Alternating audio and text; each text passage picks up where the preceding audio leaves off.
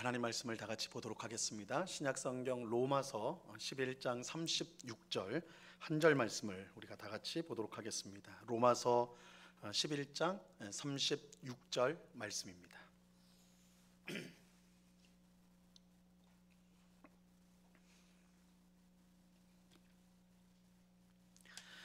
로마서 11장 36절 우리 한 절 말씀인데요. 우리 한 목소리로 다 같이 하나님의 말씀을 읽도록 하겠습니다. 같이 읽습니다. 시작. 이는 만물이 주에게서 나오고 주로 말미암고 주에게로 돌아감이라. 그에게 영광이 세세에 있을지어다. 아멘. 예, 오늘 수요 성경 공부에 오신 우리 성도님들을 진심으로 환영합니다. 날씨가 이제 계속 추워지는데 그래서 이 겨울밤에 이렇게 함께 모이는 것이 쉬운 일은 아니지만 그래서 더욱 하나님의 귀한 은혜가 우리 가운데 또한 임할 줄로 우리가 기대하면서 소망하면서 우리가 모입니다. 하나님께서 오늘 이 밤에도 우리 모인 우리 모든 성도님들 심령 가운데 귀한 은혜를, 특별히 말씀의 은혜, 깨달음의 은혜를 베풀어 주시기를 간절히 축원합니다. 예, 우리 나온 성도님들 우리 서로 격려하는 시간 가졌으면 좋겠어요. 앞뒤 좌우로 보시면서 사랑합니다, 축복합니다 이렇게 한번 인사 나눠주세요. 예.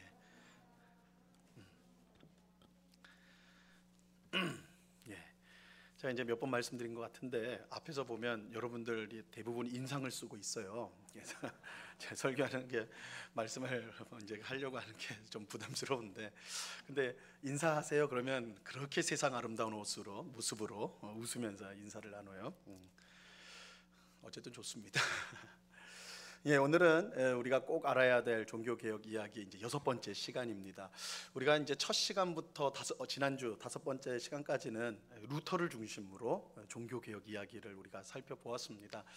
충분히 그렇게 5번의 시간을 투자할 만큼 이제 중요한 인물이에요. 마틴 루터는 종교개혁을 이제 본격적으로 시작한, 물론 그 이전에 위클리프라든지 후스라든지 이런 종교개혁의 이전에 본격적인 종교개혁 이전의 종교개혁을 이끌었던 인물들이 있었지만 1517년을 기점으로 해서 종교개혁을 우리가 이제 시작을 보거든요. 이 루터가 면벌부를 이제 비판하는 그 대자보를 붙이는 것을, 그 사건을 이제 기점으로 보는데, 그렇기 때문에 우리가 이제 그를 중심으로 해서 종교 개혁을 우리가 이제 자세히 살펴보는 것은 의미가 있었다 할 수가 있습니다. 그런데 이제 사실은 우리 이제 개신교, 크게 말하면 이제 로마 카톨릭 교회하고 이제 개신교회를 이렇게 이제 구분할 수 있는데, 물론 이제 또 동방 종교회도 있습니다, 여러분. 그리스와 러시아 종교회라고, 여러분들 이제 뉴스나 뭐 이런 거 보면 이제 크리스마스 이제 곧 성탄절 오는데 이제 바티칸을 딱 비춰주기도 하고 이제 러시아 종교회도 보여주고 이렇게 할 거예요. 이게 동방 종교회입니다. 그래서 서방 교회하고 동방 종교회가 있고 그다음에 우리 개신교회가 있거든요. 그래서 크게 보면 이렇게 이제 나눠질 수 있지만, 어쨌든 이제 우리가 개신교라고 할 때에 이렇게 이제 로마 카톨릭 교회하고 이제 개신교회하고 이제 구분이 되는데, 크게 보면 이제 개신교 테두리 안에 있지만 이 개신교 안에도 다양한 그룹들이 있습니다, 사실은. 그래서 마틴 루터를 중심으로 한 이제 루터파가 있어요. 이 루터파는 이제 독일을 중심으로 이제 있고, 지금도 독일의 국교는 루터교입니다. 그래서 루터의 가르침을 중심으로 해가지고 루터파가 있고, 우리는 그러면 어떠냐? 우리는 루터파가 아니라 우리는 개혁주의 교리를 이제 따르는데, 개혁주의 신학을 따르는데, 오늘 우리가 이제 살펴보게 될 칼빈이나 쯔빙글리 뭐 이런 이제 스위스 개혁주의자들, 그리고 사실은 이제 칼빈은 프랑스 사람이었어요. 그런데 이제 주로 된 활동은 스위스에서 활동했습니다. 그래서 스위스 이제 개혁주의, 또 영국의 스코틀랜드를 중심으로 한 이제 개혁주의 신학을 따르는 그룹입니다. 그래서 저희를 이제 개혁파라고 부르고 개혁신학이다 이렇게 이제 말을 하고요. 이외에도 이제 특별히 영국에는 성공회라고 들어보셨어요? 우리나라에 성공회 대학교가 있죠. 이제 성공회인데, 이 성공회는 분명히 이제 종교 개혁 시기에 이제 잉태되어진 이제 우리 이제 종교 개혁 테두리 안에, 개신교 테두리 안에 있는데, 좀 형태가 이게 이제 기원이 좀 달라요. 이게는 그 영국의 왕이 사실은 교황하고 분쟁하던 중에 종교 개혁을 편을 들면서 만들어진 것이 이제 성공회입니다. 그러다 보니까 좀 정치적인 이유가 다분해가지고 그 신학은 우리 이제 종교개혁, 개신교 신학을 갖고 있지만 형태는 로마 카톨릭하고 똑같아요. 그래서 사제 제도가 있고 이제 이렇게 뭐 추기경 막 이렇게 이제 이런 제도가 있습니다. 주교라고도 지금도 부르고 이렇게 이제 형태는 로마 카톨릭 교회고 이제 그 신학 그 내용은 우리 개신교회. 이게 이제 영국의 성공회라고 그러고요. 그러니까 이제 제일 이제 로마 카톨릭을 우쪽에 두면 그 옆으로 좌쪽으로 성공회가 있고 또 좌쪽으로 루터파가 있고 그 좌쪽으로 하면 우리 이제 개혁신학, 개혁파가 있고 그러면 완전히 극좌는 어디냐면 제세례파라고 여기는 또 이제 사실 우리가 이제 이번에는 다루지 못하는데 다음에 이제 하여튼 기회가 있을 때 제세례파도 우리가 한번 살펴볼 필요가 있습니다. 아나베프티스트라고 부르기도 하는데요. 여기는 이제 좀 급진적인 개혁 이제 그 종교 개혁에 있어서 굉장히 급진적인 주장들을 많이 했습니다. 그래서 정부와 교회의 관계를 서로 터치를 하면 안 되는 관계로 아예 그래서 완전히 이제 교회가 독립적으로 국가의 지도나 어떤 것과 상관없이 그렇게 해야 된다 이렇게 이제 주장을 하는 것이 이제 제세례파 그리고 정말 믿음을 가지지 않고 형식적으로 받은 세례는 소용이 없으니까 다시 세례를 받아야 된다. 그래서 제세례파예요. 그래서 로마 카톨릭 교회에서 세례를 받은 거 그거 무효다라는 거예요. 믿음으로 받은 게 아니니까. 그래서 다시 세례를 준다 해서 제세례파 이렇게 이제 표현을 하거든요. 그래서 굉장히 이제 경건주의적이고 아주 이제 좀 신학적으로 이제極端적인 그런데 이제 또 장점이 있죠. 굉장히 순수한 신앙을 갖고 있는 분들. 그래서 그렇게 이제 제세례파까지 이렇게 이제 무지개처럼 다양한 색깔이 개신교 안에도 있습니다. 그런데 우리가 이제 주요하게 살펴본 건 지금까지 이제 루터를 중심으로 봤고 오늘은 마지막 시간인데 우리가 그래도 칼빈을 그냥 지나가서는 안 되기 때문에 우리가 개혁파 신앙인인데 우리가 개혁교회를 추구하고 있는데 그래서 오늘은 칼빈을 좀 중심으로 우리가 좀 생각을 해보도록 하겠습니다. 자, 그 오늘 방금 읽은 우리 로마서 11장 36절 말씀은요 우리가 기억해야 될 우리 개혁 신학을 추구하는 개혁교회 성도들이라면 꼭 기억해야 될 중요한 말씀입니다. 물론 모든 성경이 다 똑같이 하나님 말씀이고 다 중요하지만 우리 개혁파 신학에 있어서는 이 로마서 11장 36절이 굉장히 개혁 신학의 이게 어떤 건지 뭘 가장 중요시하는지를 잘 보여주는 게 이 로마서 11장 36절 말씀입니다. 이 말씀 다시 한번 보면 이는 만물이 주에게서 나오고 주로 말미암고 주에게로 돌아감이라 그에게 영광이 세세 있을지어다. 아멘 이렇게 돼 있는데 모든 것이 주님으로부터 나오고 그러니까 주님 우리 예수님 또한 하나님에게서 모든 것이 나와요. 그러니까 주님이에요. 그리고 모든 것이 주로 말미암아요. 주님이 다스리세요. 모든 것을 계획하시고 이루어 가세요. 섭리하신단 말이에요. 그리고 그 결과가 다 또 하나님께로 돌아가요. 쉽게 말하면 하나님이 다 하신다.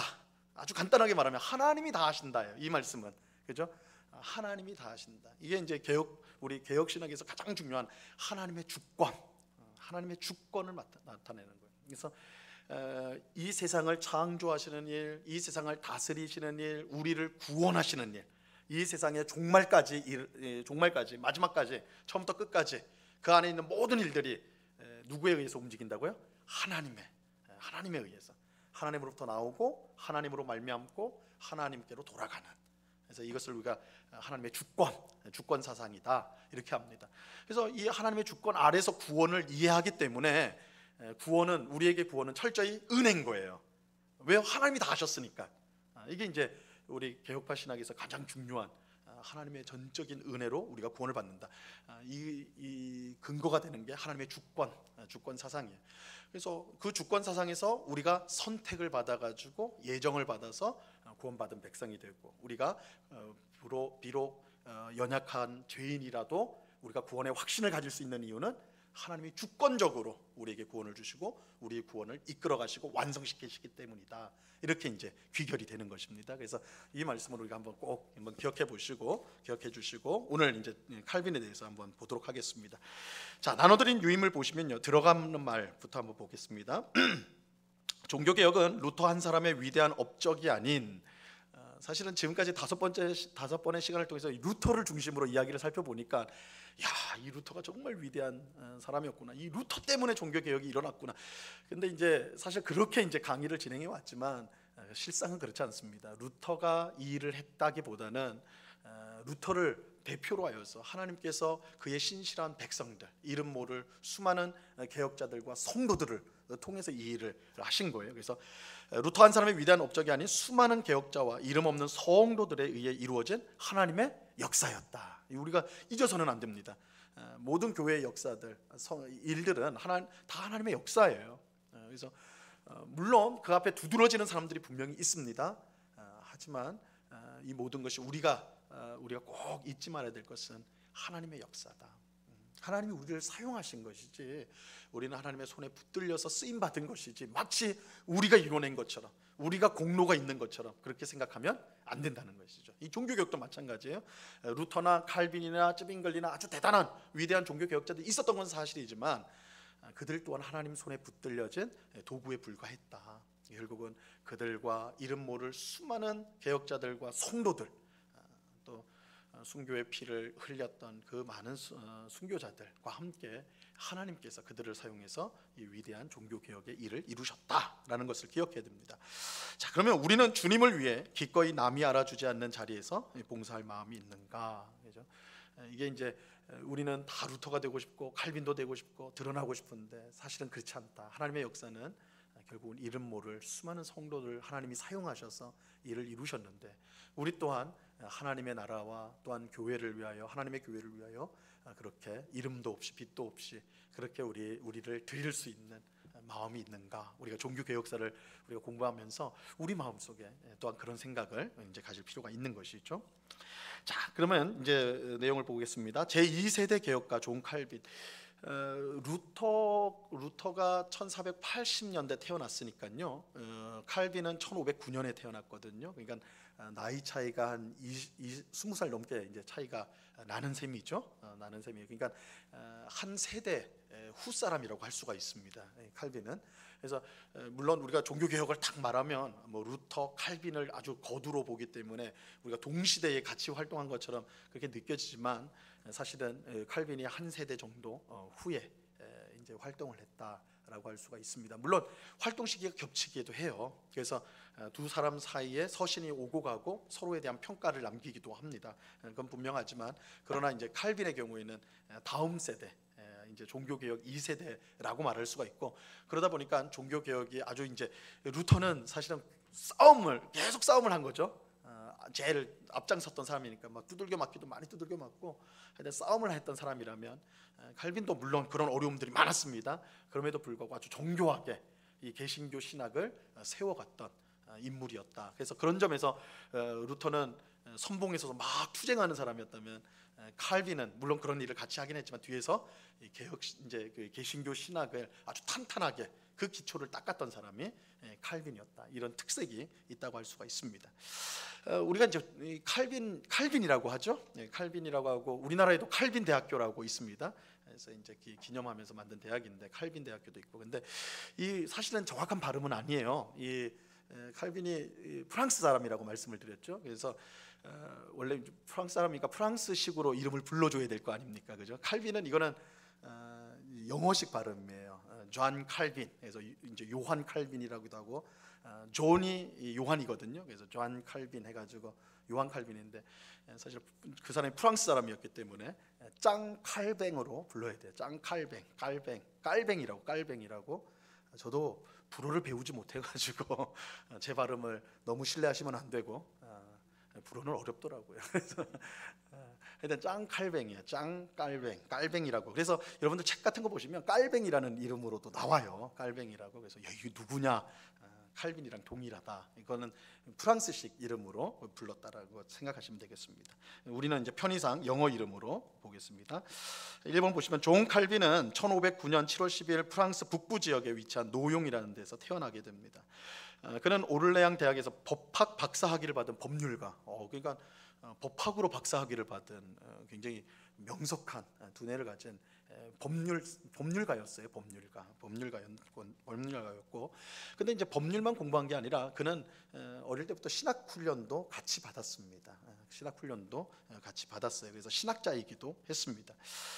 그는 종교 개혁에 심취해 있던 하숙집 주인의 영향을 받아서, 이것도 흥미로운 부분이죠. 하숙집 주인의 영향을 받아서 종교 개혁에 대한 관심을 가지게 되었습니다. 그가 대학을 다닐 때 하숙집에 이제 기거했는데 그 하숙집 주인이 아주 루터의 광팬이었어요. 루터의 책을 다 수집해서 읽고, 그리고 이제 개혁 사상을 막 이제 얘기하기를 좋아했던 사람이거든요. 자연스럽게 그를 통해서 이제 개혁 사상에 대해서 그 루터의 가르침을 칼빈도 이제 받게 된 거죠. 접근할 수 있게 되었습니다. 이쯤에 칼빈은 회심하게 되는데요. 하지만 정확한 계기에 대해서는 알려져 있지 않습니다. 그래서 이 칼빈은 언제 자신이 회심했는지, 그러니까 이 회심이라는 것은 예수님을 믿었다 이게 아니라 로마 카톨릭 교회 아주 골수 로마 카톨릭 교인이었거든요. 뭐 당시 당연히 뭐 사람들이 대부분 그랬으니까. 그런데 언제 이 종교 개혁 이 사상을 받아들였는가, 그 시기와 그 때는 그 계기 왜 그렇게 됐는가는 사실은 정확히 밝혀진 내용이 없어요. 이제 칼빈이 자신의 얘기를 이제 밝히는 것을 많이 하지 않았습니다. 우리가 나중에도 보지만 칼빈은 자기를 숨기기를 원했던 사람이에요. 그래서 우리가 칼빈주의라고도 부르고 칼빈의 후예다 이렇게 마도 부르는데, 칼빈파, 칼빈주의자 뭐 이렇게 불렸는데 사실은 칼빈은 그걸 원치 않았습니다. 자신의 이름으로 사람들이 모여지고 그것을 불려지는 것을 굉장히 극도로 꺼렸어요. 나중에 보겠지만 칼빈이 죽을 때 자기의 묘제에는 묘비를 하지 말라고 그랬어요. 그래서 어느 누구도 자기 묘를 제대로 찾지 못하도록 그렇게 했습니다. 왜냐하면 자기를 이제 워낙 업적이 많은 사람이니까 자기를 찾아오고 그 무덤에 찾아와서 잘못된 생각을 가지게 될까봐 우려해가지고 아예 묘비도 하지 말라라는 유언을 남길 정도로 자신을 드러내기를 원치 않았던 개혁자였습니다. 그래서 이 루터가 자신이 내가 언제 회심을 했고 또 언제 이 종교 개혁의 이 사상을 받아들였다, 이게 말이 있었으면 좋았을 텐데 별로 없어요. 그래서 그 흔적이 이제 시편 강해나 이런 데 보면 이제 칼빈이 쓰기는 했는데 정확한 계기나 때를 표현하진 않았습니다. 그래서 다 추측을 하고 있어요. 학자들은 다 추측을 합니다. 그런데 이제 분명한 사실은 이 칼빈의 회심은 루터처럼 성경에 의해 일어났다라는 거예요. 성경 연구를 통해 가지고 일어났다.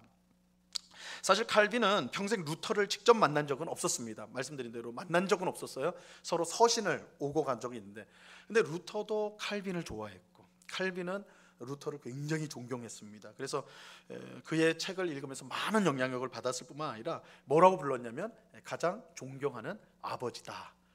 루터를 아버지라고 부를 정도로 그렇게 존경심을 표했습니다. 귀하게 생각을 했어요.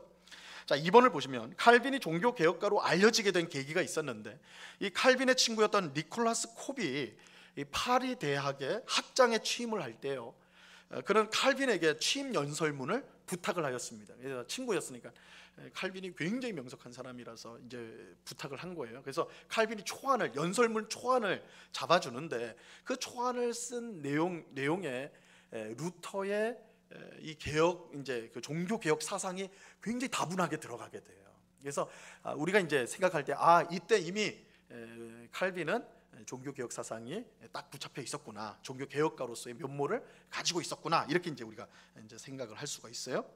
그런데 이 연설문, 그 칼빈이 작성한 이 초안을 작성한 연설문이요, 큰 파장을 일으키게 됩니다.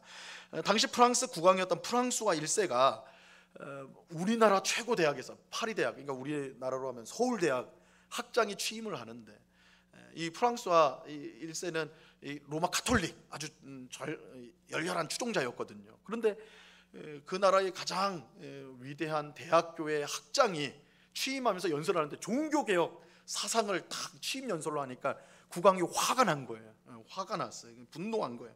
그래서 우리나라 최고 대학에서 저주받을 루터파 이단들이 득실거린다, 이렇게 생각하면서 분노하면서 확실한 대책을 세우겠다, 이렇게 말을 하죠. 그래서 왕명을 따라서 이 칼빈과 이제 그 니콜라스 콥을 이제 소환 명령, 잡아오라고 한 거예요, 쉽게 말해서. 근데 이때 잡혀오면 어떻게 되는 거예요? 죽는 거예요. 이 살벌한 시대입니다. 그 당시에 이단이라고 찍히는 것은 지금처럼 그냥 이단이다 하면 우리는 이제 우리 신천지 이단이다 하면 앞에 그냥 붙여놓기만 하지 뭐 다르게 할 수가 없는 거 아니에요? 근데 이 당시에 이단이다 하면 그건 죽는 거예요. 이거는 뭐 로마 카톨릭이 이단이라고 찍혀버리면 그건 죽는 거예요. 근데 이거는 이제 개신교도 물론 마찬가지였어요. 이단들을 아주 혹독하게 대했던 것은 서로 비슷했는데 어쨌든 이게 굉장히 심각한 문제인 거예요. 그래서 이 니콜라스 콥은 스위스 바젤로 이제 피신을 가게 되고 칼빈도 겨우 빠져나오게 됩니다. 잡으러 이제 칼빈을 잡으러 군사들이 왔는데 옆 건물로 몰래 빠져나가가지고 구사일생을 하게 됩니다. 3번을 보세요. 종교개혁에 대한 확신을 가지게 된 칼빈은 이제 여행을 하면서 여러 종교개혁자들을 만나게 되고 그들에게 이제 지식을 얻게 됩니다. 이때 이제 이 당시에 이제 프랑스의 개신교에 대한 대대적인 박해가 일어나게 돼요. 1534년 10월에 이 프랑스의 개신교도들이 로마 카톨릭 교회의 미사를 맹렬하게 비난하면서 곳곳에 현수막을 막 붙였어요. 그래서 잘못된 거다. 로마 카톨릭 교회의 미사는 잘못된 거다. 이렇게 막 현수막 붙이고 유인물, 옛날 말로 해볼까 삐라를 뿌렸단 말이에요. 막 잘못된 거다 했어요. 근데 그 유인물이 어디까지 들어가냐면 프랑스와 1세의 침실 앞까지 그것이 날아가게 됩니다. 그러니까 왕실에도 이미 이제 개혁 사상을 갖고 있던 사람들이 있었던 것이죠. 그러니까 일부러 왕 보라고 그 앞에 놨던 거죠. 근데 이 프랑스 1세가 너무 열받은 거예요. 여기 분노를 해가지고 그때부터 개신교를 무섭게 핍박하기 시작합니다. 그래서 뭐 수백 명의 성도가 감옥에 갇히고 통계해 보니까 35명이 불에 타 죽임을 당합니다. 화형을 당하게 됩니다. 칼빈은 종교 개혁이 이단으로 받는 것을 참을 수가 없었어요. 그래서 그는 이 개신교 신앙을 종교 개혁의 신앙을 이 왕에게 설명해야 되겠다라는 필요성을 느낍니다. 그러니까 일말에 이 칼빈의 기대는 뭐냐면 우리가 지금 종교 개혁의 이 사상이 성경적인 사상이기 때문에 이것을 잘 변증하고 잘 설명하면 프랑스 왕도 우리를 이해해 줄지 모르겠다 이 생각을 품었던 거예요. 그래서 그가 책을 한 권을 쓰는데 그 책이 그 유명한 칼빈의 기독교 강요라는 책입니다. 기독교 강요를 적어요. 그래서 이 책은 1536년 3월에 스위스 바젤에서 이제 처음 출판이 되었는데요. 국왕을 설득하기 위해서 기독교를 잘 이해하도록 하기 위해서 이제 이 책을 작성합니다. 그래서 헌사 책을 바칩니다 하면서 그 앞에 이제 헌사를 쓰는데 칼빈은 기독교 신학이 합리적이고 성경적이다. 이상한 게 아니다. 로마 카톨릭 교회가 비난하는 것처럼 막 이상하게 막 미신적이고 새로운 사상 그게 아니라 오히려 성경적이다라는 것을 이제 그 서문에 밝히고 있어요. 자, 기독교 강요에 대해서 좀 더 우리 한번 볼게요. 칼빈은 기독교 강요 서문에서 왕에게 박해받는 종교 개혁자들에게 관용을 베풀어 달라고 요청을 합니다. 그러면서 로마 카톨릭 교회의 개신교에 대한 비판을 반박을 해요.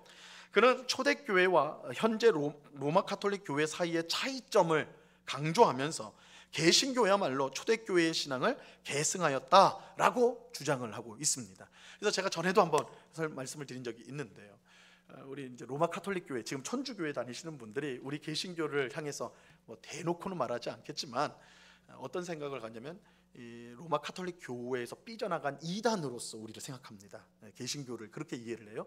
너희의 뿌리가 우리잖아. 우리 로마 카톨릭 교회에서 너희 나간 거잖아. 루터랑 칼빈이랑 해가지고 너희 나간 거잖아. 너희가 이단이야. 우리로부터 나갔으니까 우리가 뿌리고 너희가 격가지 잘못 나간 가지다 이렇게 생각을 한단 말이에요. 근데 이것은 종교 개혁자들의 생각하고는 전혀 달랐어요. 종교 개혁자들은 자신들의 뿌리가 로마 카톨릭 중세 교회라고 절대 생각하지 않았습니다. 그들이 이제 원래 이제 우리가 루터를 살펴봤지만 루터는 원래부터 로마 카톨릭 교회를 빠져나올 생각이 없었어요. 그는 자신이 새로운 교회, 새로운 교단을 만든다는 생각 자체가 없었습니다. 그는 로마 카톨릭 교회 안에서 개혁하기를 항상 원했어요. 그런데 이제 워낙 교황과 그 세력들이 루터를 받아들이지 못하니까 계속 쫓아내려고 하니까 어쩔 수 없이 이제 밖으로 튕겨져 나와 버린 거예요. 그러면서 루터도 그렇고 당시의 종교 개혁자들의 생각은 일치된 생각은 뭐냐면 우리가 로마 카톨릭 교회에서 나와서 새로운 교회를 만들었다라는 생각이 아니라 우리는 원래 성경에서 비롯된 초대교회를 잇는 교회다. 거기를 계승하는 교회가 우리 개신교다. 이렇게 생각을 하였습니다. 그래서 쉽게 말해서 종교 개혁자들이 볼 때는 로마 카톨릭 교회가 원래 순수하던 참 그리스도의 교회에서 이탈을 해버린 거예요.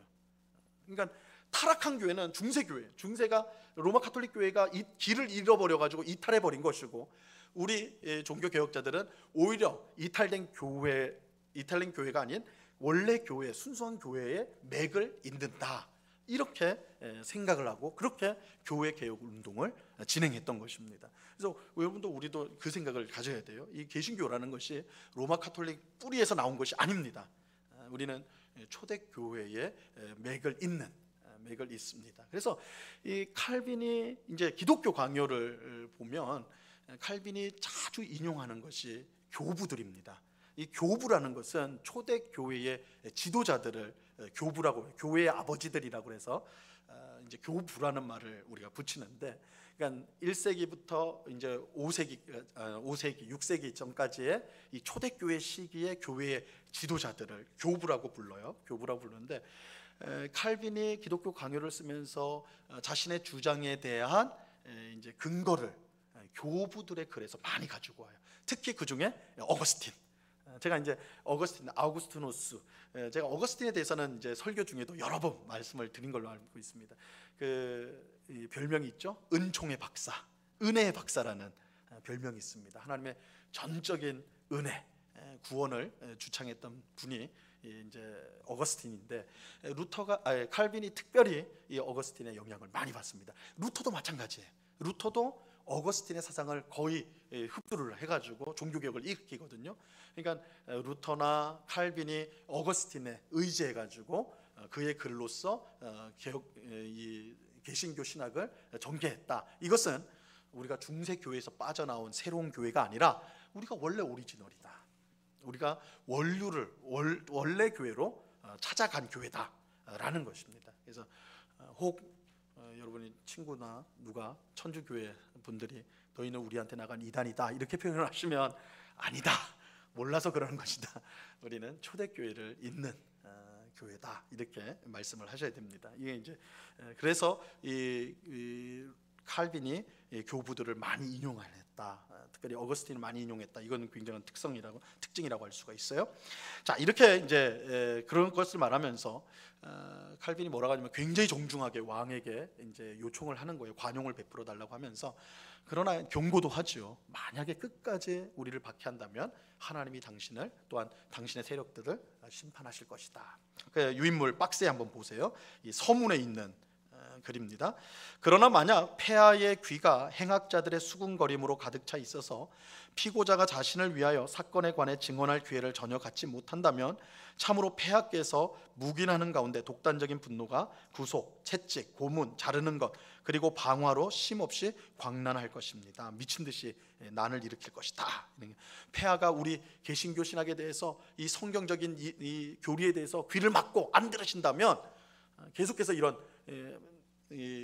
핍박과 이런 광적인 핍박과 혼란이 계속 일어날 수밖에 없다. 그러니까 귀를 열어달라는 거예요. 귀를 열어달라. 그러면서 마지막에 주님께서는 무장을 한 그 손을 펼쳐서 하나님의 권능의 손으로, 그죠? 심판의 손으로 가난한 사람들을 고통에서 구출하시고 그들을 멸시하는 자들이 누구겠어요? 로마 카톨릭에 핍박하는, 종교 개혁자들을 핍박하는 로마 카톨릭의 세력이잖아요. 프랑스와 1세도 마찬가지. 당신도 만약에 계속 로마 카톨릭 교회 입장에 서가지고 개신교들을 핍박한다면 당신도 하나님께서 심판하실 것입니다. 이게 이제 직접 이렇게 하진 않지만 이 속에는 그런 경고가 이제 들어가 있는 것이죠. 자, 기독교 강요 내용은 아래와 같습니다. 이 기독교 강요 초판은 1536년에 처음 출판이 됩니다. 1535년에 이제 다 썼는데 출판은 그 다음에 됩니다. 1536년 초판, 이제 처음 만든 판인 거죠. 그래서 그거는 총 6장으로 되어 있는데 이 보세요. 그러니까 이 기독교 강요가요, 사실 우리 성도님들도 이제 기회가 되면, 저도 이제 기회가 되면 이 기독교 강요를 이제 성경 공부 시간에 같이 한번 나눌 시간이 분명히 올 거라고 생각되는데, 우리 장로 교인들, 개혁 교회 성도들이 이게 표준 교과서라고 할 수 있는 것이 바로 이 칼빈의 기독교 강요입니다. 기독교 강요네요.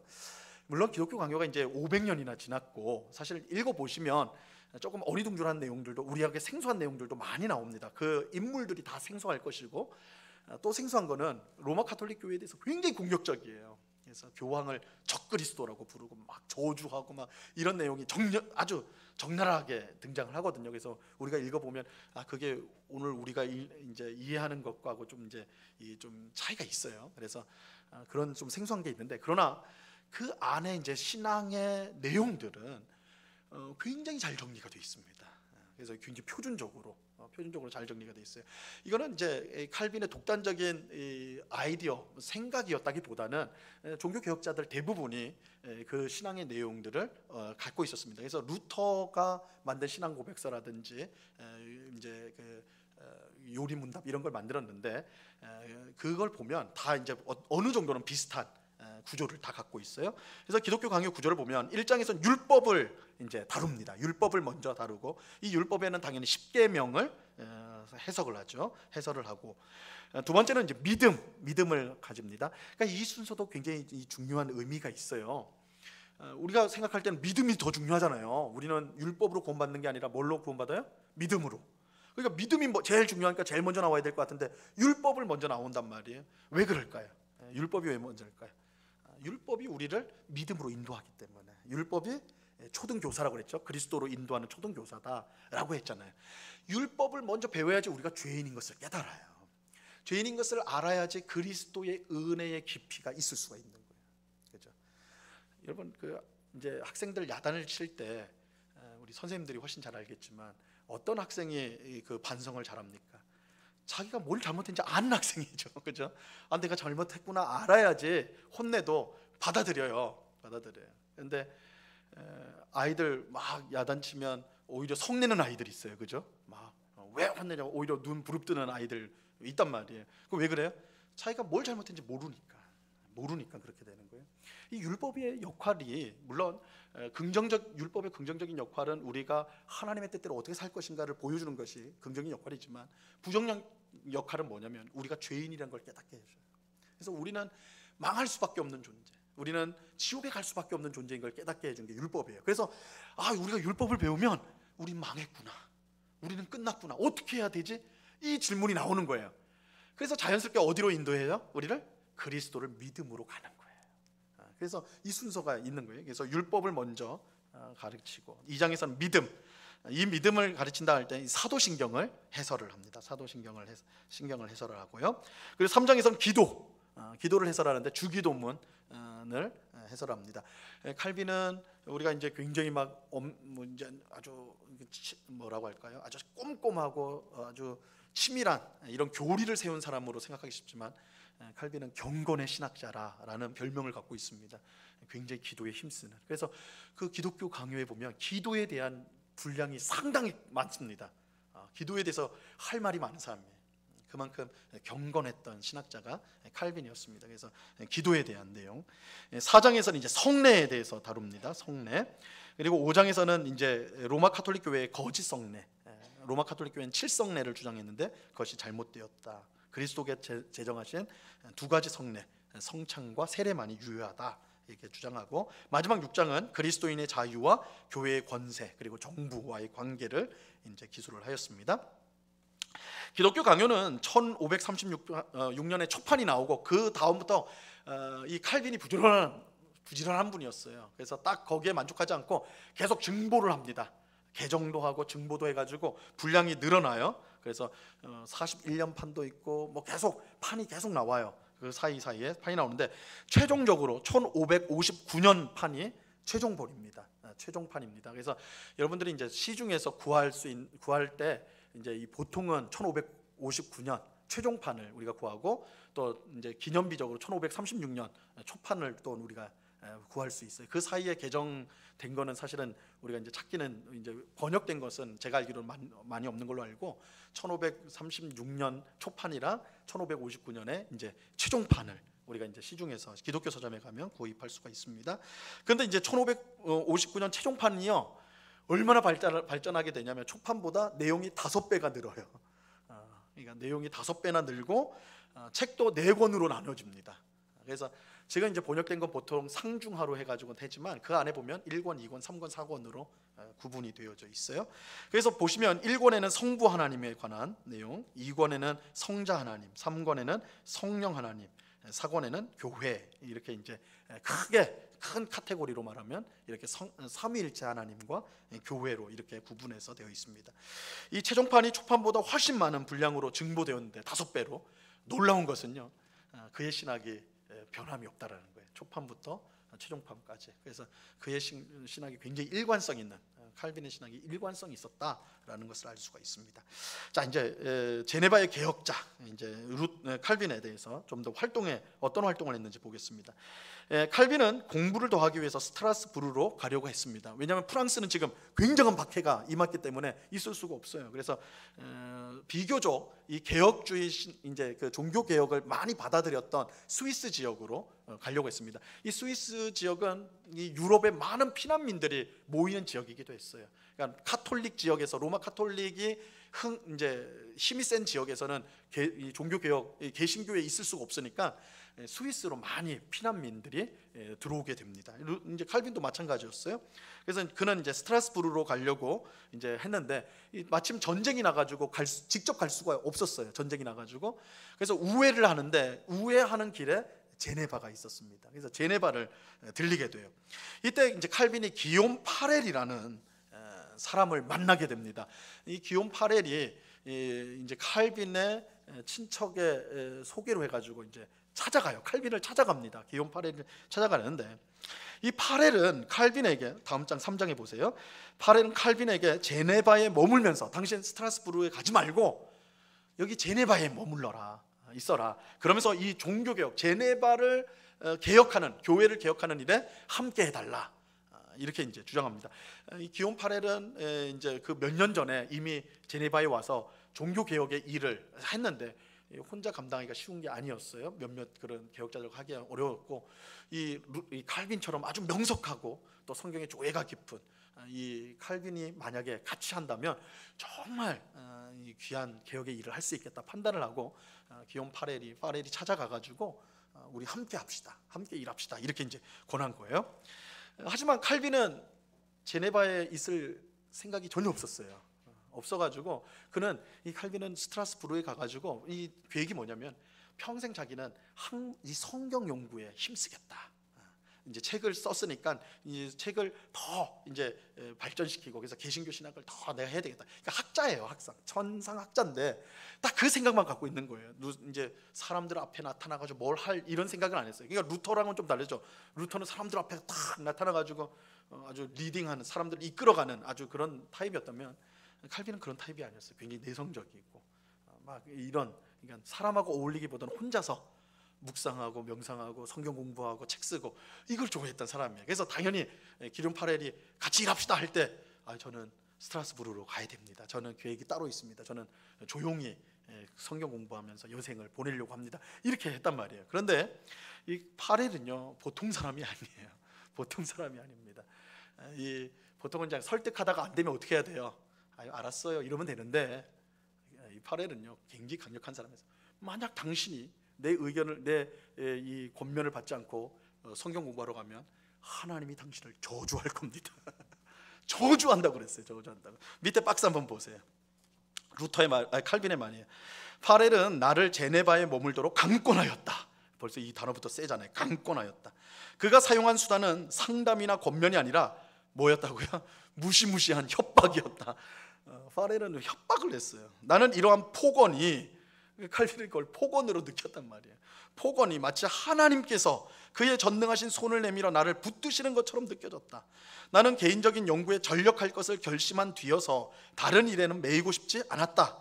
간청 정도로 아무 소득을 얻을 수 없다는 것을 깨달은 파렐은 만일 내가 긴급한 시기에 도움의 요구를 거절하고 무시한다면 하나님이 내가 추구하는 운동과 평화로운 학문 생활에 저주를 내리실 것이라고 협박하기 시작했다. 이 파렐이 대단한 사람이죠. 루터에게 당신이 지금 이 중대한 시기에 혼자서 숨어가지고 성경 연구한다고 하나님이 당신을 저주할 것이요, 당신의 성경 공부에 저주를 퍼부을 것이요, 이렇게 했어요. 근데 만약에 칼빈이 루터 같은 대찬 사람이었으면 어떻게 했을 거예요? 그러든지 말든지 하면서 난 내 갈 길로 가겠어 했을 텐데, 칼빈은 그런 사람이 아니었어요.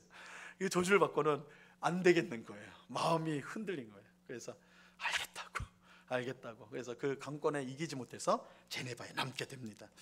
자, 2번을 보세요. 제네바 도시의 종교 개혁은 1532년 10월에 기욤 파렐, 그 칼빈을 붙잡았던 파렐이 도착하면서 이제 시작이 되었어요. 본격적으로. 파렐은 성자들의 동상을 부수고 미사 폐지를 주장하였습니다. 이거는 종교 개혁이 들어온 어느 도시나 이 모습이 있었어요. 의회가 이런 기욤 파렐을 지지를 했습니다. 그래서 제네바에 있던 로마 가톨릭 교회 지도자들이 떠나게 되고 제네바는 개혁자들로 채워지게 되었어요. 바로 이 시기에 칼빈이 제네바를 지나가게 된 거예요. 그러니까 딱 이제 불이 딱 붙으려고 하는 딱 그 시기에 칼빈이 지나가게. 기욤 파렐은 이게 하나님의 뜻이 있다라는 생각이 가졌기 때문에 이렇게 칼빈을 아주 저주하기까지 하면서, 협박을 하면서까지 붙들었던 것이죠. 그래서 이제 칼빈은 파렐과 함께 제네바의 종교 개혁을 이제 이끌게 됩니다. 그는 파렐과 함께 교회 개혁을 위한 이제 그 글을 쓰는데, 뭐라고 하냐면 이제 보고서를 쓰는데, 제네바 교회와 예배의 조례에 관한 조항들이라는 이제 그 보고서를 시의회에 제출하게 됩니다. 이게 이제 여러분 조금 이제 좀 이상하죠? 아니, 교회 개혁을 하는데 그냥 교회 안에서 당회나 재직회나 뭐 이렇게 그냥 알아서 결정하지 무슨 시의회에 이런 걸 제출하냐? 이건 당시 사회상을 생각하셔야 돼요. 이게 이제 시의회, 세속 권세와 교회 권세가 맞물려져 있었어요. 맞물려져 있었기 때문에 시의회의 허락 없이 교회 개혁이 불가능했습니다. 그래서 이런 의미에서 시의회의 허락이 반드시 필요했던 거예요. 그래서 이제 제출을 했는데 그 제출한 4가지 이제 내용이 들어가 있습니다. 첫 번째가 성찬을 자주 시행하되 출교의 가능성을 포함하는 것. 그러니까 칼빈은 성찬을 자주 하고 싶어 했어요. 성찬을. 우리 교회도 사실은 이제 4번을 합니다. 1년에 이제 코로나 시기라서 이제 아예 못했지만 1년에 우리가 4번을 했는데, 사실은 칼빈은 매주 할 수만 있으면 매주 했으면 좋겠다 할 정도로 성찬을 아주 중요하게 여겼습니다. 그러니까 사실은 우리가 이제 성찬이 어떤 형식적인 것으로 우리가 생각을 하기 때문에 그 이제 중요한 가치에 대해서 우리가 좀 생각을 덜 하게 되는데, 이 성찬은 사실은 보이는 말씀이라고 그래가지고 이 설교와 동등한 역할을 하는, 그 대신 시청각 말씀이에요.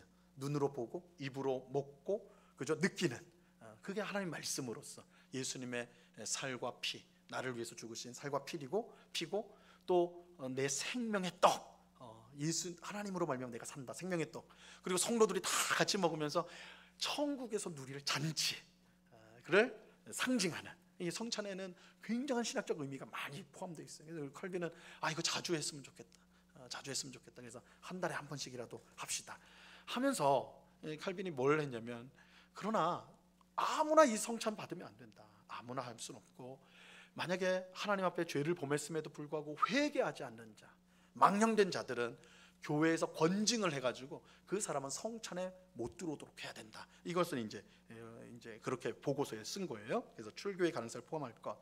두 번째, 이제 시편을 노래하는 것, 시편 찬송.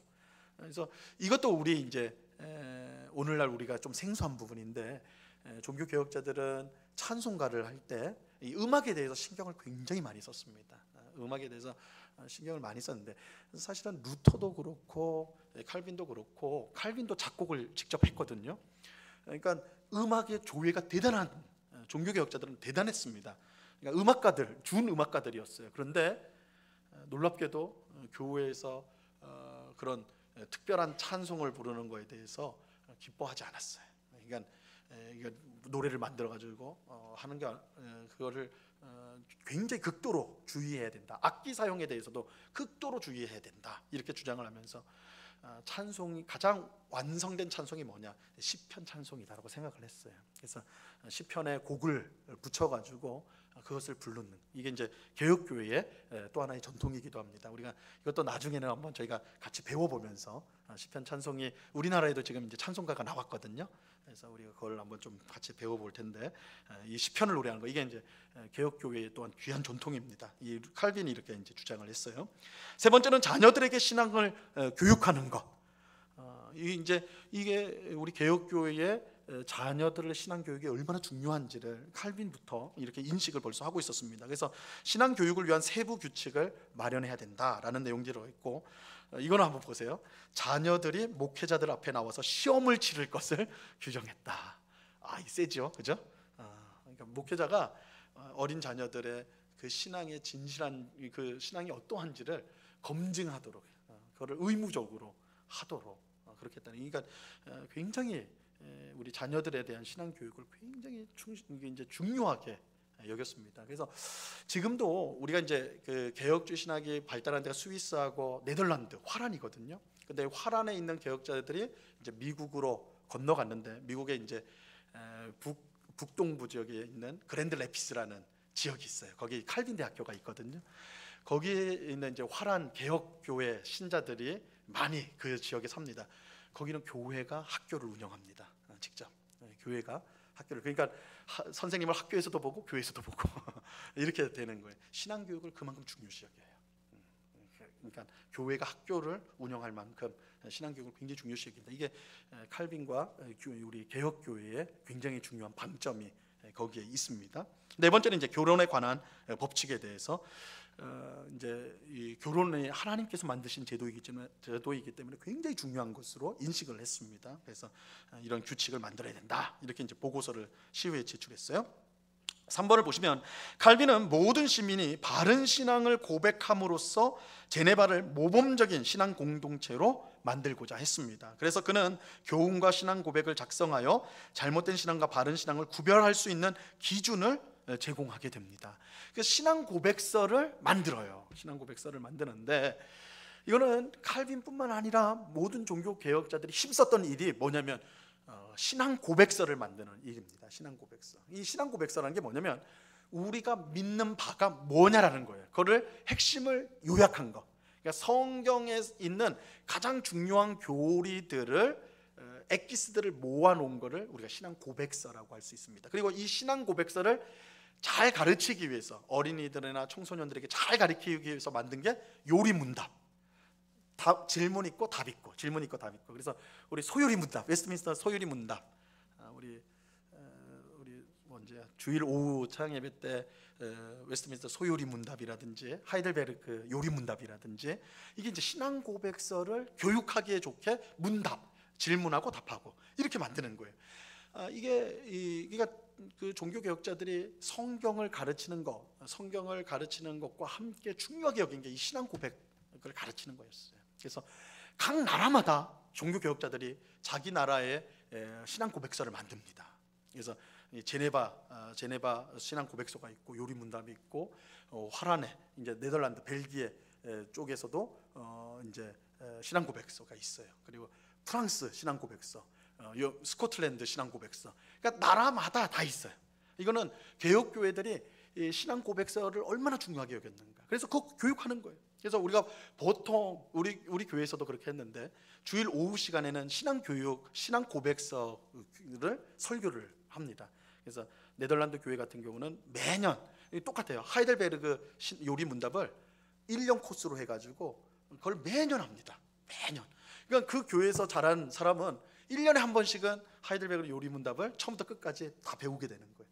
그러니까 그 교회 출신 이제 청소년들이면 한 17살, 18살 되면 하이델베르크에서 요리 문답을 18번을 공부를 주일 오후에 예배에 참여하면서 배우는 거예요. 그러니까 이 신앙 고백이 중요한 것은 신앙의 울타리를 쳐줍니다. 방금 말씀드린 것처럼 바른 것과 바르지 않은 것들을 구별할 수 있게끔 해줘요. 그러니까 우리가 신앙 고백서를 배우고 요리 문답을 통해서 교리를 배우면, 이것이 우리가 익숙해지면 우리에게 울타리가 생겨가지고 이 울타리 밖의 것이 들어오면 경보가 울리게 되는 거예요. 이상하네? 이렇게 돼버리는 거예요. 그러니까 오늘날 이단이 횡행할 수 있는 이유는 이 울타리가 무너져 버렸기 때문에 그래요. 그렇죠? 그러니까 우리 한국 교회가 놓친 부분, 개혁 교회를 따른다고 하면서 놓친 부분이 신앙 고백을 가르치지 않았어요. 요리문답을 가르치질 않았어요. 그러니까 테두리가 없어요. 이 교리적 테두리가 없어요. 울타리가 없어요. 그러니까 막 외부에서 막 들어와도 몰라요. 그냥 들어온단 말이에요. 근데 이 신앙 고백서를 우리가 제대로 잘 매년 이렇게 익숙하게 배워가면 그게 울타리 역할을 해주고 경보구 역할을 해주는 거예요. 그래서 종교개혁자들이 굉장히 강조했던 게 이 신앙 고백이었다. 그래서 각 나라마다 막 만들었다. 그래서 이 신앙 고백이 수십 가지가 넘습니다. 당시에 만들어졌던 것들이 굉장히 많이 있어요. 그래서 그것을 중시했다라는 것을 꼭 기억해야 됩니다. 참고로 영국의 이제 그 목사님이었던 리차드 백스터라는 목사님이 계신데 참된 목자라는 굉장히 유명한 책을 쓴 분인데요. 그분은 신방 목회를 했어요. 신방 목회. 그래서 신방을 그러니까 매일 신방을 다니면서 했는데 하루에도 뭐 한두 집이 아니라 하여튼 많이 했어요. 많이 했는데 대신 우리식처럼 신방을 한 게 아니라 그분은 딱 가서 성령님하고 딱 자리에 앉잖아요. 밥 먹고 이게 중요한 게 아니라 이 요리문답을 다 가지고 가는 거예요.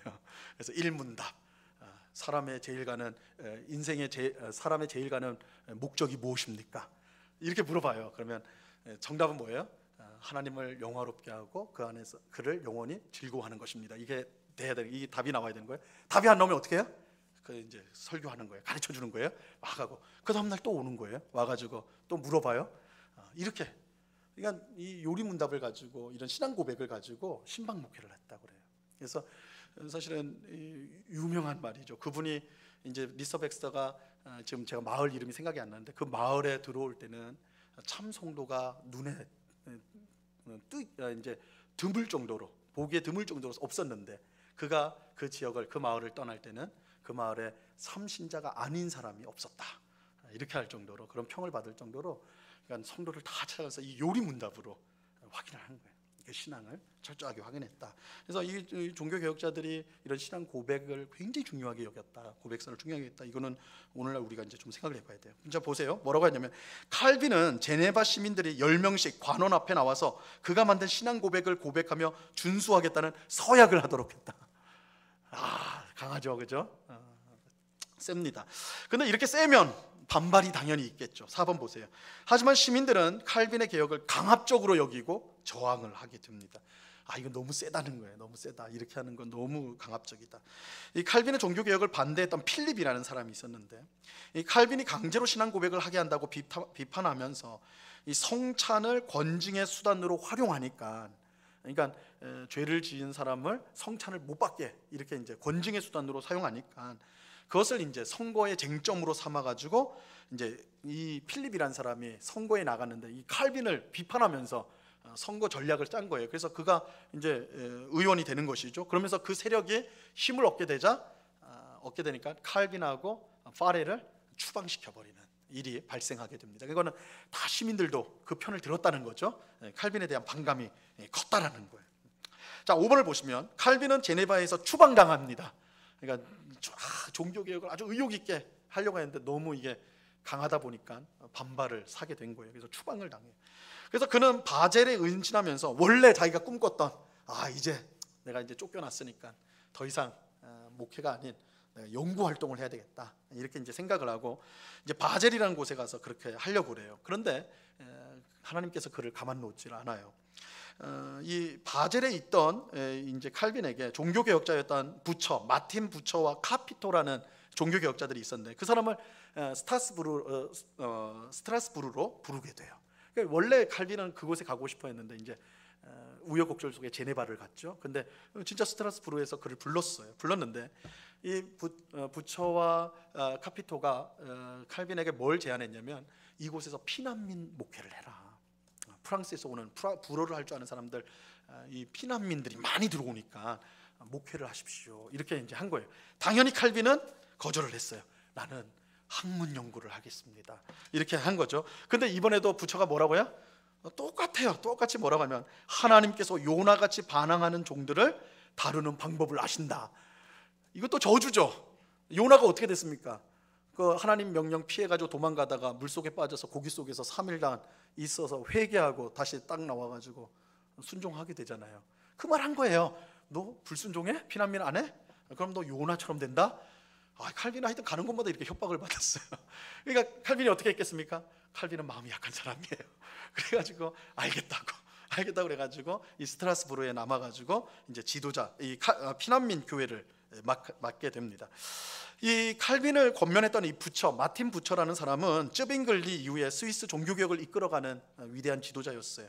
그는 교회 연합을 매우 중시한 화평 지도자였습니다. 대부분 종교개혁들도 세가지고 서로 싸움을 많이 했는데 이 마틴 부처는 화평이었어요. 어떻게 하든 좀 일치를 이뤄버리려고 그렇게 노력했던 사람이 부처였습니다. 칼빈은 스트라스부르에서 부처를 통해 많은 것을 배웠습니다. 그래서 부처하니까 부처님 생각하시면 안 돼요. 이름이 마틴 부처라고 부처님이 아닙니다. 화평이라고 하니까 부처님이 여기 있네 그런 건 아니에요. 부처를 통해서 이제 칼빈이 많이 배우게 돼요. 또 칼빈은 스트라스부르에 머무는 동안 이제 결혼을 하게 되는데 세 자녀를 둔 미망인과 결혼을 하게 됩니다. 당시 종교개혁자들은 결혼을 일부러라도 했습니다. 이제 성도들에게 이 결혼이 얼마나 신성한 것인가를 몸소 보여주기 위해서, 성도의 삶을 보여주기 위해서 종교개혁자들은 결혼을 했어요. 6번을 보세요. 칼빈과 파렐이 떠난 제네바는 로마 가톨릭 교회의 공격과 회유를 받게 됩니다. 그렇잖아요. 종교개혁의 지도자들이 사라졌으니까. 이 와중에 칼빈을 반대했던 세력이 물러가게 되고 그를 옹호하는 세력이 다시 권력을 잡게 됩니다. 그는 스트라스부르에 있는 칼빈을 이제 다시 오도록 초청하게 되죠. 그래서 다시 이제 칼빈을 오게 해요. 하지만 칼빈은 제네바에는 다시 가고자 하는 마음이 전혀 없었습니다. 한번 호되게 당했는데 갈 마음이 없겠죠. 하지만 이번에도 누가 나섰게요? 기욤 파렐이 또 나서요. 또 저주합니다. 그러니까 가요. 그러니까 칼빈은 항상 그래요. 그래서 파렐이 경고하고 권면해가지고 다시 돌아가게 됩니다. 칼빈은 제네바로 오라는 초청을 받고는 친구에게 이렇게 말했다고 그래요. 이게 칼빈의 심정이었어요. 당시 심정. 내가 하루에도 수천 번씩 죽어야 하는 그런 십자가보다는 100번 죽는 다른 길을 택하고 싶다. 이 무슨 말이에요? 제네바 가면 난 하루에도 수천 번 죽는다. 그의 이 제네바 사역이 얼마나 고단하고 고통스러웠는가, 그걸 이제 잘 보여주는 것이죠. 그러니까 그는 끝까지 가고 싶지 않았는데 기욤 파렐의 강력한 강권으로 가게 됩니다. 7번 보세요. 제네바에 도착한 칼빈은 본격적으로 이제 개혁 작업에 착수합니다. 하지만 이번에도 많은 어려움에 봉착하게 돼요. 칼빈을 반대한 사람들은 무엇보다 그의 엄격한 도덕적 개혁에 불만을 가졌습니다. 그래서 이 칼빈을 우리가 이제 별명인데 성화의 신학자라고도 불러요. 그래서 루터의 강조점은 칭의에 있습니다. 죄인이 어떻게 의인이 되는가, 하나님 받으시는 의인이 되는가, 거기에 이 루터의 강조점은 거기에 있거든요. 그런데 칼빈은 2세대라고 그랬어요. 그래서 그 다음 단계입니다. 우리가 의인이 되었다면 이제 예수님과 연합이 되어서 예수님을 닮는 사람이 되어야 되지 않냐, 성화에 방점을 둬요. 그러니까 같은 은혜의 구원을 말했지만 루터는 어떻게 죄인이 의인이 되는가, 거기에 방점이 있었다면 칼빈은 그 다음, 이제 논리적으로 말하면 그 다음 단계라고 할 수 있죠. 의인이 된 우리 성도가 어떻게 정말 그 이름표만 의인이 아니라 참 의인으로서의 삶을 살 수 있는가, 성화될 수가 있는가, 여기에 이제 칼빈이 방점을 두었습니다. 그러다 보니까 당연히 그가 주장한 생활이라는 것이 엄격한 도덕적인 기준이 제시가 되었겠죠. 그러다 보니까 이제 오늘날 우리가 이제 생각할 수 있는 그 정도가 아니었습니다. 예 중에 하나가 카드놀이 제조업자가요. 그러니까 막 카드 만드는, 우리나라 말하면 고스톱 만드는 사람 있잖아요. 화투 만드는 사람이요. 교회 권징이 엄격하게 실시되는 바람에 사람들이 유흥을 기피하여 막대한 재정적인 손실을 입게 되어서 이 칼빈을 중상모욕하는 일이 발생하게 된, 화투 만드는 사람들이 이렇게 되는 거예요. 야, 이 교회 사람들도 뒤에서는 다 화투 사가지고 화투놀이 열심히 했는데 이 칼빈이 와가지고 막 설교하고 또 이제 성화, 하나님의 사람이 어떻게 살아야 되는가 막 설교하니까 사람들이 유흥을 기피한단 말이에요. 그러니까 카드 판매가 저조한 거예요. 그러니까 이 카드 만드는 사람이 화투 만드는 사람이 열받아가지고 칼빈을 중상모략하는, 막 공격하는 그런 일이 발생했다. 또 칼빈을 제네바로 초청했던 아미 페린이라는 사람이 있었는데요. 이 사람도 장인과 아내가 부도덕한 행실로 이제 장로법원에서 7일을 받게 되자, 이게 종교 재판이에요. 7일을 받게 되자 종교 개혁에 이제 사사건건 반대하게 됩니다. 그러니까 칼빈 편이었는데 자기 가족한테 이렇게 치리가 되니까 아니 감히 우리 가족을 건드려 이렇게 된 거예요, 쉽게 말해서. 그래서 칼빈을 반대하게 됐어요. 그다음에 이제 제롬 볼색이라는 의사가 있었는데 이 사람은 예정교리, 칼빈은 주권 사상을 주장하면서 예정교리를 또 이제 당연히 이제 설명을 했는데 거기에 이제 비난을 하면서 칼빈주의자들이 하나님을 죄의 조성자, 죄를 만들어내는 분이 하나님이다. 만약에 예정론이 맞다면 하나님이 모든 것을 다 했다는 건데 그럼 죄도 하나님이 지은 거냐? 만든 거냐? 이렇게 이제 비난을 했습니다. 사실은 이거 굉장히 이제 설명이 많이 필요한 부분인데 어쨌든 이렇게 교리적인 부분을 비난하는 사람들도 생겼어요. 그 다음에 이제 좀 유명한 인물이 세르베투스라는 사람이에요. 이 사람은 이 삼위일체를 반대하고 예수님의 인성을 부정하는 이단이었는데, 이단적인 사상을 갖고 있는 사람인데, 이 사람은 원래 다른 나라에 다른 도시에 있을 때 이미 이단으로 찍혀가지고 사형 선고를 받은 사람이었어요. 당시에 이단이면 사형 선고를 받았어요. 근데 이 사람이 도망친 거예요. 사형 선고 일단 감옥에서 도망쳐가지고 어디로 오냐면 제네바로 왔어요. 제네바로 와서 자기 딴에는 칼빈이 자기를 보호해 줄 거라 생각을 하고 왔는데, 칼빈은 이 세르베투스가 잘못된 신학을 갖고 있기 때문에 그것을 고치기를 원했어요. 회개해라. 이렇게 했는데 세르베투스는 자기 신학을 바꿀 생각이 없었어요. 당연히 그는 그 제네바에서 체포가 되어가지고 시의회에서 재판을 받아서 화형을 당하게 됩니다. 화형을 당하게 돼요. 그런데 이게 문제가 뭐냐면 이 세르베투스의 화형이 칼빈이 그 일에 앞장섰다라고 이제 소문이 나게 됩니다. 그래서 지금도 수많은 사람들은 칼빈을, 세르베투스를 무참하게 화형에 처한 아주 냉혹한 교역자였다, 자비가 눈꼽만치도 없는 개혁자였다, 이렇게 비난을 합니다. 비난을 해요. 우리 장로 교도들은 이제 그렇게 생각 안 하는데 교도들 빼고는 세상 사람들이, 많은 사람들이 칼빈을 비난을 할 때 이 세베르투스 사건을 통해 가지고 비난을 해요. 그런데 이게 이제 옹호될 부분이 분명히 있습니다. 왜냐하면 사실 당시의 시의회가 칼빈의 마음대로 막 움직이던 곳이 아닙니다. 사형 판결을 내렸던. 그래서 오히려 시의회가 칼빈을 견제하는 그런 일을 했기 때문에 칼빈이 막 주도해가지고 일을 했다, 그렇게 말할 수 없다라는 거예요. 그리고 이미 이 세베르투스는 사형 판결을 받은 사람이었어요. 제네바에 와서 된 게 아니었어요. 그런 점에서 이 칼빈의 책임을 냉정하게 묻는 것은 좀 무리한 일이 있다. 오히려 칼빈은 이 화형을 결정했을 때 그래도 고통이 덜한 참수형으로 바꿔줄 것을 시의회에 요청을 하게 돼요. 그러니까 참작의 요소가 있다. 물론 이제 칼빈이 세베르투스의 죄목을 이제 작성을 하였다고 전해지기 때문에 그 일에 책임이 없다 하지는 못한다라고는 또 할 수 있겠죠. 마지막 8번을, 그 다음 8번을 보시면 온갖 반대와 적대적 행위에도 불구하고 칼빈은 제네바를 완전한 그리스도의 학교로 변모시키게 됩니다. 그러니까 교회 개혁이었지만 그 교회 개혁이 결국 제네바 도시의 개혁으로 이어지게 됐어요. 그래서 이 제네바는 소문이 이 지상의 가장 완벽한 그리스도의 학교다, 그리스도의 도시다, 이런 소문이 나서 각 나라에서 이 많은 사람들이 제네바에 들어오게 됩니다. 그래서 엄청난 이민자들이 들어오게 돼요. 그들은 제네바에 와서 개혁 신학을 배우게 되고 다시 이제 자기의 고향으로 돌아가 개혁 신학을 퍼뜨리게 됩니다. 그 결과 전 유럽에 개혁 신학이 이제 퍼져 나가게 됐죠. 밑에 이제 존 낙스라는 스코틀랜드 종교 개혁자가 한 말이 이렇습니다. 유명한 말이에요. 제네바는 사도 시대 이후 지상에 존재했던 가장 완전한 그리스도의 학교이다. 다른 곳에서도 그리스도를 잘 전하고 있지만 나는 생활과 종교가 그처럼 신실하게 개혁된 곳을 아직 보지 못하였다 라고 평가할 정도로 이 제네바는 정말 이상적인 그리스도의 도시로서 그렇게 세워졌다, 이렇게 이제 말할 수가 있습니다. 9번, 칼빈은 종교 개혁을 계속 이어갈 사람들을 양육하기 위해서 1559년 6월에 제네바 아카데미를 이제 설립을 나갑니다. 이건 오늘날 제네바 대학이 됩니다. 제네바 아카데미를 통해 수많은 개혁주의 학자들이 배출되었고요. 개혁주의 신학이 견고하게 세워지게 됩니다. 이 출신자들이 이제 그러니까 많이 이제 유학을 와가지고 개혁 신학을 배우고, 여기 이제 신학교는 원래는 이제 칼빈의 제자였던 테오도르 베자가 이제 학장으로서 처음에 이제 활동을 하면서 많은 이제 학생들을 배출해내 가지고 이 개혁 신학이 퍼지는데 큰 역할을 하게 됩니다. 10번 보세요. 칼빈은 요한계시록을 제외한 모든 신약 성경에 대한 주석 작업을 완성하였습니다. 주석이란 거는 성경 매 절마다 설명을 하는 거예요. 그 뜻이 무엇인지를 설명하는 게 주석입니다. 근데 칼빈은 요한계시록을 빼고는 다 작성을 했어요. 이게 좀 아쉬운 부분이기도 해요. 요한계시록이 사실 해석하기가 참 어려운 성경 중에 하나인데 칼빈이 해석했으면 어떻게 해석했을까 다 궁금증을 갖고 있는데 요한계시록을 딱 뺐어요.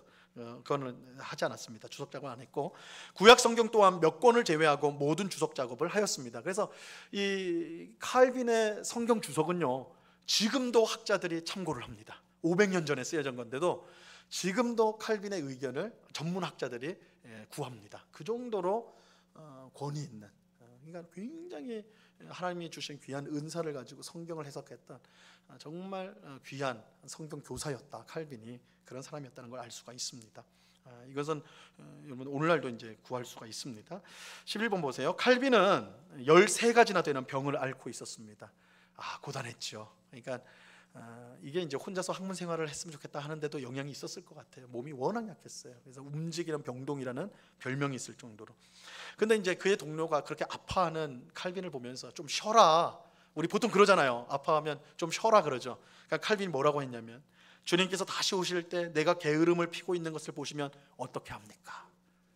이렇게 대답을 했다고 그래요. 이 말에 저도 이 말을 쓰는데 굉장히 부끄럽더라고요. 그렇죠? 주님이 오실 때 내가 게으름을 피우고 있으면 주님 앞에 뭐라고 합니까?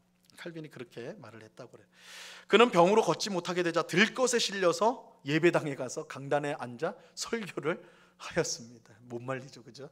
이 정도 되면 못 말리는 거죠. 그는 병석에 누워 마지막으로 여호수아서를 주석을 했고요. 1564년 5월 27일 55세의 나이로 하나님 품에 안기게 됩니다.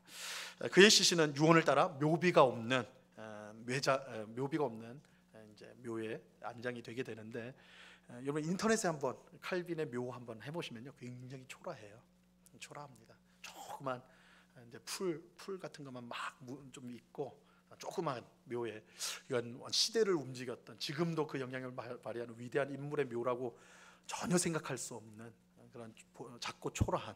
그래서 이건 칼빈이 자신을 어떻게 생각해 주길 바랬는지 잘 보여주는 거예요. 나는 하나님의 도구지, 어느 누구도 자기를 칼빈주의자, 내 이름으로 불려지기를 원치 않고 나를 따르는 사람이 아니라 다 그리스도를 따르는 제자가 되어야 되고 하나님의 영광을 위해 사는 사람이 되어야 된다. 자기를 철저하게 낮췄던 진정한 종교 개혁자였다고 할 수가 있습니다. 자, 이 칼빈주의 5대 강령은 이 칼빈의 구원론을 가장 잘 요약한 건데요. 이 칼빈이 쓴 건 아닙니다. 칼빈이 죽고 나서 한참 후에 도르트회의라는 곳을 통해서 작성이 된 건데, 이 5개는 제가 짧게라도 설명했는데 시간이 너무 지나가서 이거는 우리 조 목사님이 이미 다 강의를 해놨어요. 그래서 우리 교회 유튜브에 들어가시면 하나씩 다 한 시간씩 다 강의를 해놨으니까 참고를 해주시기 바랍니다. 이건 칼빈이 주장했던 구원론을 가장 잘 요약한 이제 내용들입니다. 그래서 우리가 꼭 기억해야 될 필요가 있는 것입니다. 기도하고 마치겠습니다. 하나님 아버지, 감사합니다. 오늘 우리가 꼭 기억해야 될 종교개혁의 이야기의 마지막 시간으로 하나님이 쓰셨던 귀한 도구 칼빈의 이야기를 통해서 종교개혁의 2세대가 어떤 모습으로 나아갔는지를 함께 짧게 살펴보았습니다. 주님, 하나님은 위대한 인물들을 분명 사용했지만 그러나 그들은 도구에 불과했습니다. 그들의 이름으로 불려지는 거 원치 않고 예수님의 제자, 하나님의 백성으로 우리 되어지기를 원했고, 실제로 하나님의 종교개혁은 이러한 이름 모를 하나님의 사람들을 통해 이루어진 하나님의 역사였습니다. 오늘도 하나님은 우리를 통해서 하나님의 귀하신 일들, 하나님 나라의 일, 주님 교회를 위한 일들을 이루어가고 계십니다.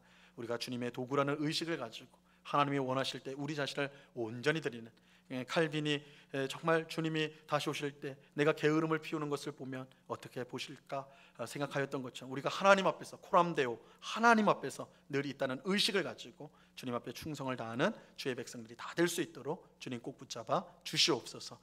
주신 이 역사적 교훈들을 우리 마음에 잘 새겨서 주님 앞에서 바르게 생활하는 주의 백성들이 다 될 수 있도록 은혜 내리워 주시옵소서. 감사하오며 예수 그리스도 이름으로 기도드리옵나이다. 아멘.